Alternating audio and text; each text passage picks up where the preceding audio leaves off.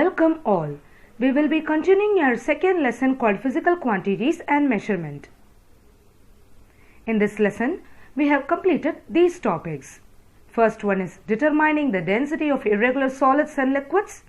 And we have also learned why certain objects are floating on liquids and why certain objects are sinking into the liquid. It's based on the density, right? When the density of the object is lesser than the liquid, it will float on the water. But when it is greater than the liquid, it will sink into the water. You may have a question here. Density of iron is 7.8 times greater than water. Then how do the ships float? Because the ships are made up of iron, right? We say that when the density of object is greater than the liquid, it is sinking into the water. But here, what is happening? The ship is floating on the water. So we have to learn how this is happening, right? So we will learn using an activity. How do the ships float on water? Here is the activity. Drop a lump of modeling clay into the jar or bowl of water. Will it float or sink? It will sink because its density is greater than water.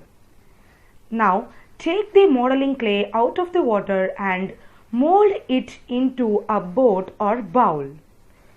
If the boat is large enough, it will float. Can you see that the boat is floating here? When you molded the modeling clay into a boat, what is happening to the shape and the volume of the modeling clay? The shape gets changed and its effective volume increases, right? Remember, the density of the clay did not change here. We only managed to make the given mass of clay float by altering its volume. When we are standing on the ground, we are applying some force on the ground. Similarly, the ground is also exerting some force on us.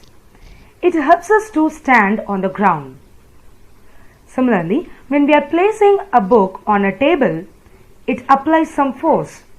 We call it as weight.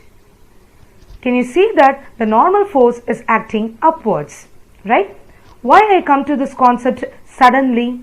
Because this upward force also plays an important role in deciding whether the object float or sink into the water. Let's see how. All aware of the fact that some objects float in water while others sink. Let's look at a balloon. Do you know what makes a balloon float on water? Well, it's the upward force exerted by water that makes the balloon float. To experience this, try pushing the balloon underwater. You will feel an upward force that makes it difficult to push the balloon down. Now release the balloon, it bounces back to the surface. What happens here is that the applied force acts in the downward direction, pushing the balloon down, but the water exerts an upward force on the balloon, pushing it up. This upward force exerted by water on the balloon is known as upthrust or buoyancy, and the upward force is called the buoyant force. What is buoyancy? Buoyancy or upthrust is an upward force exerted by a fluid that opposes the weight of a partially or fully immersed object. So this is a definition of buoyancy. How to increase the upward force? In this activity, we managed to increase the volume of the clay and thereby we increased the weight of the water displaced. According to the Archimedes principle, upward force is equal to weight of the water displaced. So, when we increase the weight of the water displaced by the object, we can increase the upward force and that helps the object to float on the water. So, this is how the ships are floating on the water by the alteration in their volume. So, now we will learn clearly what is Archimedes principle and how it is explaining the floating of the ship on the water.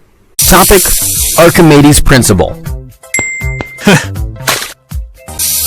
Why do ships float? Good question. Give me minimum 5 years to unravel its mystery. Alright, don't bother. To answer this question, we need to understand Archimedes' principle. Archimedes' principle states that an object partly or fully immersed in a liquid experiences an upward force called buoyant force, which is equal to the weight of the liquid displaced by it. Oh man, it is too complicated. Okay, wait, I'll explain. A ship has a long and wide base due to which the amount and the weight of water displaced by it increases. Now, according to Archimedes' principle, the buoyant force is equal to the weight of displaced liquid. Hence, as the weight of displaced water increases, the buoyant force, that is, the upward force exerted by the water, increases, making the ship float. How does the ship float on water? Shape of iron ship is made in such a way that it displaces more weight of water than its own weight. So we have learnt, according to Archimedes' principle, when more weight of water is displaced, what will happen? The upward force increases. So this is one of the reasons how the object is floating on water. Okay. Now the second reason, the ship is hollow and the empty space contains air, which makes the average density of ship less than that of water. Obviously, when the density decreases, it will float on water. Here, when the ship is being made to be hollow, the empty space containing air, it decreases the average density of the ship, so it is floating on the water. So we have learnt here how the ship is floating on water. So we will move on to the next concept. Do the density of the substances depend on the temperature? Yes, the density of the substance depend on the temperature. Density and temperature are inversely proportional to each other. So can you notice in this picture, when we are heating the substance, the volume is increasing, right? So volume is increasing, the density is decreasing. So the density and temperature are inversely proportional to each other. Now answer my question. When the ship is traveling from the hotter region to the colder region, what will happen? What do you think? The ships rise and sink deeper according to the changes in temperature, because we have already know that the density and temperature are inversely proportional to each other. In hotter region, the density of water will be less, so the ships sink deeper in warm waters. In colder region, density of water is more, so ships float well in cold waters. The ships will rise when they enter the sea from the river water. Why? Because the density of river water is lesser than the density of sea water. So, when they are entering the sea water, what will happen? They rise because the density of sea water is high. Yes, sea water is denser than fresh water. That's why the ships rise in sea water.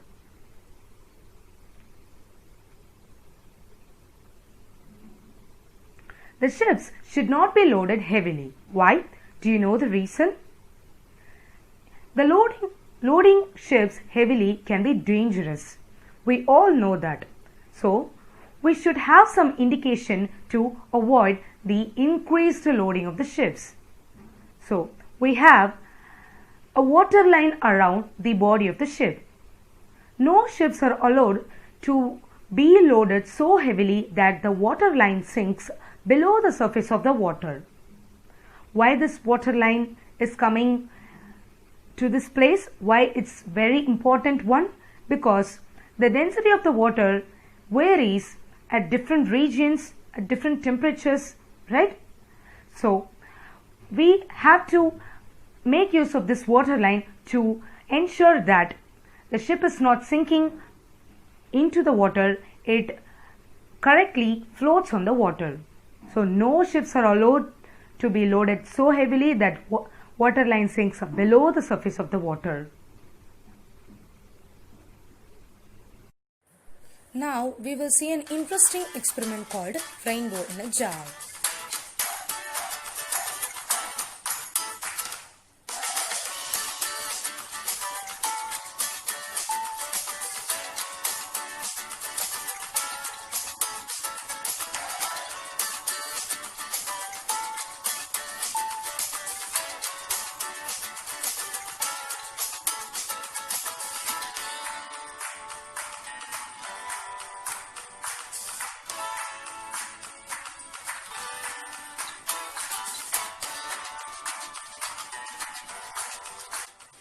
So can you see how the property of floating of liquids is used to make a rainbow in a jar? So what is the concept we are going to study next? We are going to learn about floating liquids. Lighter liquids like olive oil and rubbing alcohol are less dense than heavier liquids because they have less matter in a given volume. Because olive oil and rubbing alcohol are less dense, they will float on top of liquids like water, dish soap and honey. So, what can we infer from this? Liquids with the lower density will always float on top of liquids with a higher density. Liquids which do not mix with each other and form different layers are called as immiscible liquids. So, we know what is the definition of immiscible liquids. The liquids which do not mix with each other and form different layers are called as immiscible liquids. Now, let us pour some kerosene on water. What will happen? Will the kerosene float on water or will it sink into the water? For that we have to know the density of both the substances, right? So the density of water is 1 gram per cubic centimeter.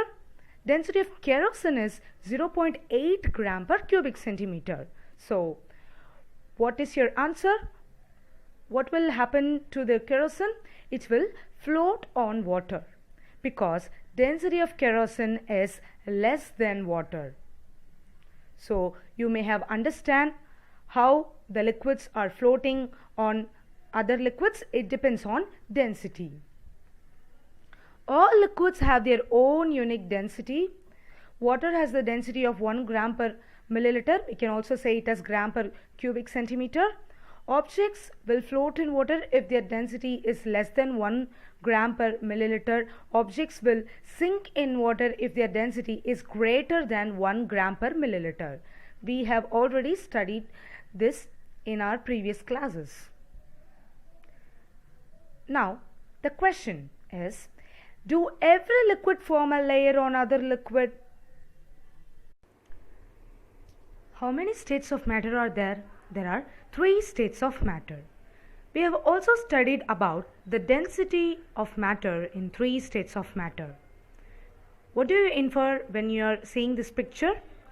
Density of solid state is higher and it is lesser in liquid state compared to the solid state, and it is least in gaseous state compared to both the states, right? So density of matter is greatest in solid state, less in liquid state and least in gaseous state. Now we are going to learn deeply about density of matter in 3 states of matter. What is the state of matter of the substance? Yes, it's a liquid state. It's a mercury. Mercury is in liquid state at room temperature. Density of mercury is 13.6 gram per cubic centimeter. Now I have shown 3 different substances. One is aluminium, next is copper and another is iron. And I have also mentioned the density of 3 different substances. Which is the densest material here? Yes, copper is the densest material here. Now, answer my question whether mercury is the densest material or copper is the densest material. When you are comparing along with mercury, mercury is the densest material. Though mercury is in liquid state, it's not in solid state, right? Mercury is not in solid state, it's in liquid state. but its density is higher than the solid state substances like aluminum, copper. Though we say that density of solid state is maximum and density of liquid state is the least, there are some exceptions like mercury, because its density is higher at room temperature in liquid state itself. Now let us take another example called bromine. Bromine is a reddish brown liquid at room temperature. So can you see that? It is in reddish brown in color, right? Its density is 3.13 gram per cc, but its density is higher than the aluminum and sulfur. So though bromine is in liquid state, its density is higher than the solid state materials like aluminum and sulfur. So we have learned what is bromine. You have to know some uses of bromine, right? Bromine forms silver bromide, and this silver bromide is used to make photographic films and photographic paper. You will learn deeply about it in your higher classes.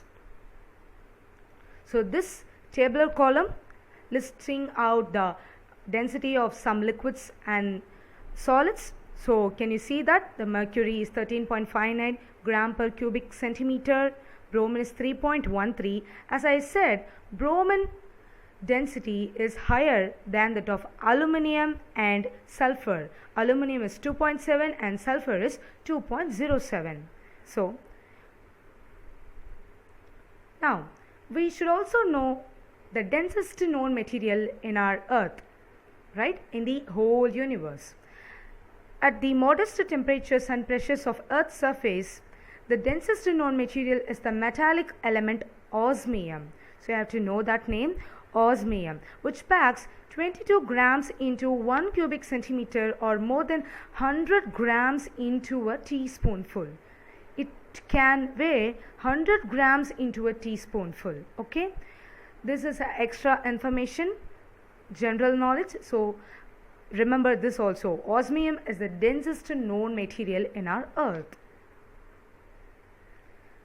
This is a short summary of what we have seen in this topic called density of matter in 3 states. Density of matter is greatest in solid state, less in liquid state, and least in gaseous state. There is always exceptions, example mercury and bromine. We have also learned the uses of silver bromide and what is the densest known material in our earth. In today's class, we have covered the topics like how does the ship float on water? We learnt about floating liquids. We also learnt about how the density of matter varies in 3 states of matter. The assignment questions for this week are: the density of solids is greater than the density of liquids. Does this statement hold for all solids and liquids? Justify your answer. What happens when a ship enters the sea from a river? How does a ship float? What is the water line of the ship? Kerosene floats on water because density of kerosene is dash that of water. Density of a liquid is dash as its temperature increases. As we have learned how the ship is floating on the water, I have given a second project as making boat. You should make a boat out of your own creativity. You can use any materials like cardboard, thermocol, water bottle, ice sticks, or even a motor, but it should be out of your own creativity. Make the boat to float on water and take it as a short video and submit through the GCR platform. Find out the reason how the ships are floating on water and write the reason in your notebook. I have explained it in the video lecture itself, so you have to submit a write-up explaining how the ships are floating on water and what is the principle behind it. You can refer any YouTube videos to make the boat. There are n number of beautiful YouTube videos to make different kinds of boats. You can make boats using cardboard or even water bottle. So cheer up, unleash your creativity, make a boat and share the video. I will be selecting the best 3 boats. So make this lockdown period a useful and creative one. Thank you for listening to the class. Make sure to submit the assignments also. See you in the next class. Take care and stay healthy.